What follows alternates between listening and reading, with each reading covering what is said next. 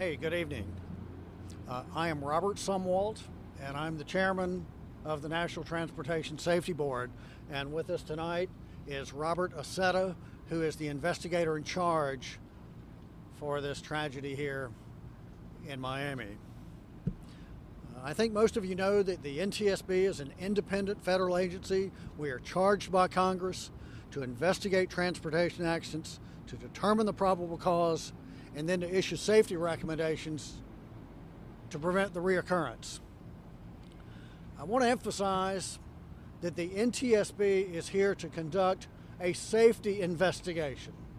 We're conducting an independent safety investigation. You may have heard at a press briefing earlier this morning that the local authorities are conducting a homicide investigation, which they pointed out is routine anytime someone dies in an accident or through a crime.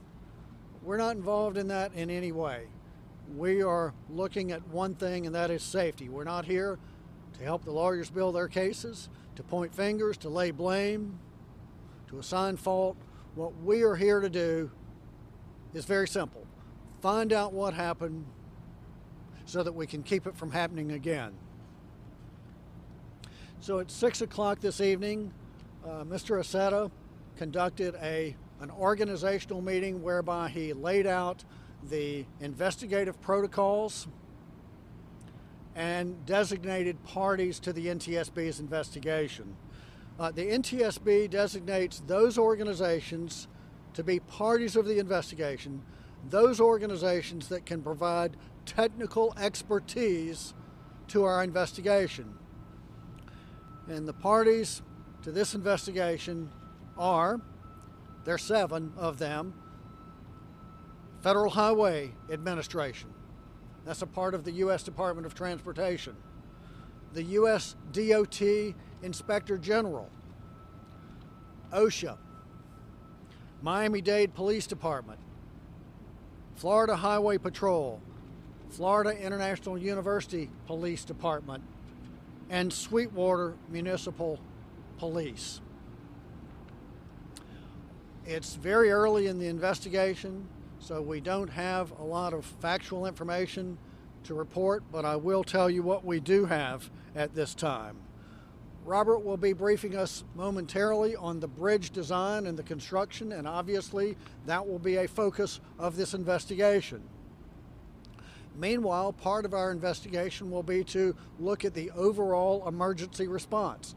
That is typical for any NTSB investigation. We look at the emergency response. We look at the roles and the procedures of those organizations that responded to the event.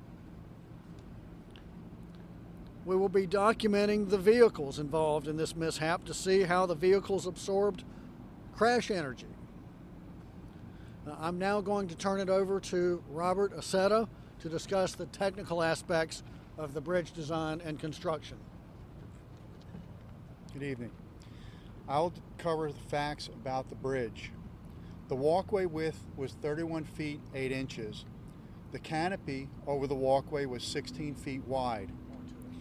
I'd like to point out in the display here, the portion to the right here was not in place yet. The only portion that was in at the time of the collapse was this portion to the left of the diagram of this elevation.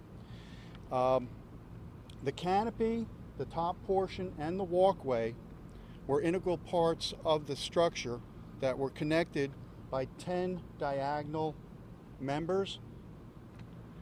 Construction crews were working on the diagonal at this location right here at the north end of the structure at the time of the collapse. The construction crews were applying post-tensioning force that is designed to strengthen the diagonal member. And this is the location where they were working. As I mentioned, this section of the structure was not in place yet. At this time, I'd like to turn the press conference back over to Chairman Sumwalt. Thank you, Robert. Thank you very much. I expect that Robert and his team will be on scene for several more days. They've got a lot of work to do. As you know, the recovery operation has taken precedence with the local authorities. That's a very, very important process that has to be done right. That has not really impeded our investigation. Late this afternoon, we were able to get up and climb up on top of the part. This section right over in here. So we've been able to get on some parts of the bridge, but there's a lot more that needs to be done. Our goal while being here on scene is to document what I like to refer to as the perishable evidence, the information that goes away with the passage of time. This bridge, the collapsed bridge, will not be here in a few days. It will be out of the way. So we need to document those things that we can while that evidence is there. Our mission is to find out not only what happened, we know what happened, the bridge collapsed. We want to find out why it happened. And again, our entire purpose for being here is to learn from these things so that we can keep them from happening again. I want to thank all of those who have been involved with responding to this tragic event. It's been a long 30 hours for everyone involved, and we really appreciate their hard work and their cooperation. Again, there's not a lot of information at this point.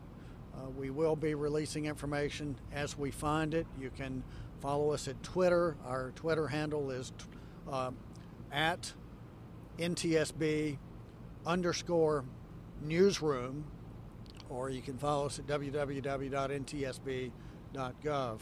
In just a moment, I'll call for questions.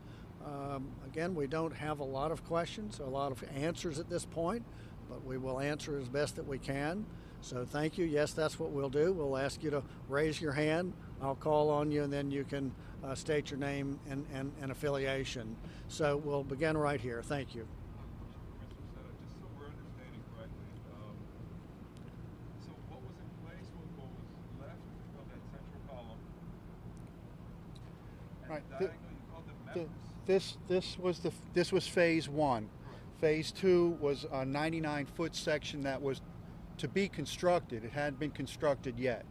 So from this column here to this abutment here, we just had the span over State Route 41. And the diagonals are these pieces here that connect the canopy to the walkway. They're all integral parts. If you were to think of it as a truss bridge, this is the upper cord, the lower cord, and the truss members that connect the two. So the cables were not up yet in the large As I understand it, these were cosmetic. They were not structural members, and they hadn't, of course, because they hadn't finished this section, they hadn't started on this yet, as we understand it. There's a question right here. CBS4, talk about negligence for a second. You're an engineer and you hear that there's a crack in a bridge. How do you determine if that's safe or not? If you're going to shut it down, if you're going to shut the street down, what's the protocol for that? So the question is that if there's a crack in the structure, how do you determine whether or not it's safe? Correct. I don't think we know at this point factually that there was a crack in the bridge. But it's been confirmed. Well, we have not confirmed that. Okay, but how do you go about determining that? If you learn as an engineer there's a crack in a bridge, how do you determine if that's safe for people passing through? What do you do? Robert? I would have to say that a crack in a bridge does not necessarily mean that it's unsafe. I know the crews were out there inspecting it, and they were applying tension to strengthen a member.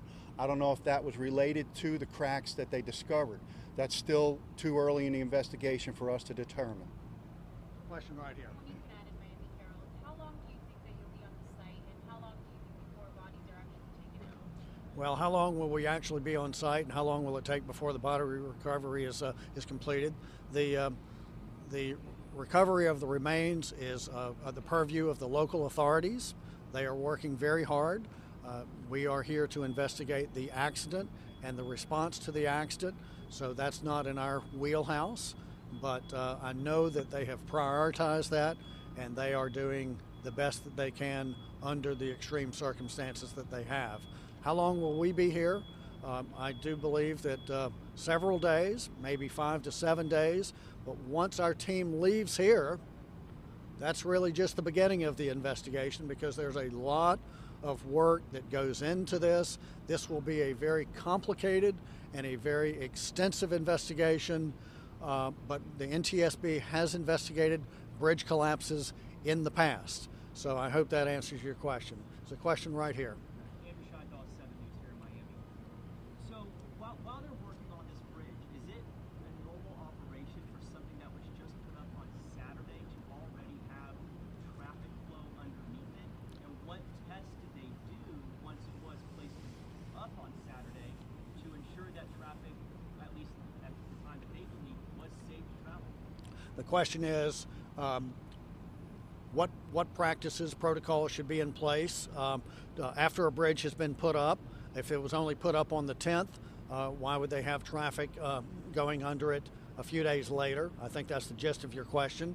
And we want to look at how the contractors identified risk and mitigated those risks associated with the construction of this bridge. We know, for example, that when they were putting up the bridge on, I think, Saturday, the 10th, that they shut down traffic there. Of course, part of the reason was because the bridge structure was in the roadway. But we want to understand what those decisions were and why they were made. Question right here. Hi, Patricia Lezak from the New York Times. Mr. Senna, you said that you know that there were cables being tightened. Can you tell us which cables, what those cables are for, and what other testing was being done yesterday? The question is about the cables that were being tightened, where that they were located, and is that what they were working on yesterday? Is that? Or other testing? On their testing. As I mentioned, in this member right here is where they were tightening on the cable, and it was to strengthen that member. Now, we have yet to determine what the failure mechanism was, and that's still under our investigation. But the purpose of tightening that cables is supposed to help strengthen that member, but we need to determine what went wrong. Question here. Johnny Archer, NBC6 News.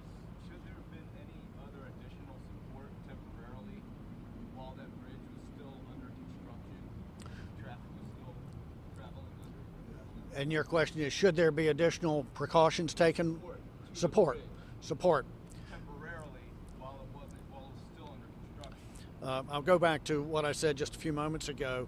We want to look at how the contractor identified the risk associated with what they were doing and how they plan to mitigate those risks. So we are very, very, very early into the investigation. These are exactly the types of things that we intend to find out. And I think the very question that you've posed there is one that will be key to this investigation. There's a question back here. Hi, Al Hinkle with NBC News. A two-part question. The cable that was being tightened, was it an internal cable inside that cement member, number one? And is that typical on this type of bridge construction and installation? The question was, were the cables that were being tightened internal to the diagonal member? And the other portion of the question was, is that typical for this type of bridge construction? I could say that there were two cables that they were working on at the time. They were internal to that diagonal member, but I can't say whether or not that is typical for this type of construction. Again, I'm not a bridge engineer or bridge expert, so I really can't answer. I'm not qualified to answer that. Follow up, if I may, is that where the point of failure is for the bridge? That's yet for us to determine. If the question was, is that the point of failure? We're still trying to determine that based on the evidence that we were examining. Okay, back here in the back. Yes, ma'am. Hi, Janine Sands with Local 10 News. This is also for Robert Setta. And again, we're not bridge engineers, so we have a lot of questions. So those cables that were being tightened, you said two. And can you confirm that was the north end of the bridge? The question is, were the cables at the north end of the bridge in that diagonal member? Yes, they were. The furthest north member of the diagonal member was located here, and that was of the existing structure that was in place was the north end. And because by accounts on surveillance videos that we've seen, it appears the north end of the structure has more than The question is, based on the video that's been on the internet, it appears that that's where the collapse began. Just preliminary, it appears that way, but we still have a lot of work to do. How the tightening or loosening of those cables would impact the Excuse me. Excuse me. Yes, ma'am.